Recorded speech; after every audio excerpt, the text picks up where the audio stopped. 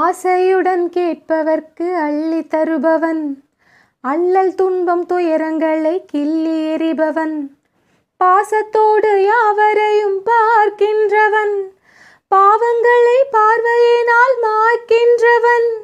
அல்லல் படும் மாந்தர்களே அயராதீர்கள், அல்லாஹ்வின் பேரருளை நம்பி நில்லுங்கள்.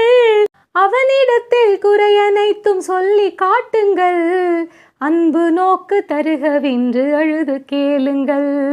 இறைவனிடம் கையேந்துங்கள், அவன் இல்லை என்று சொல்லுவதில்லை.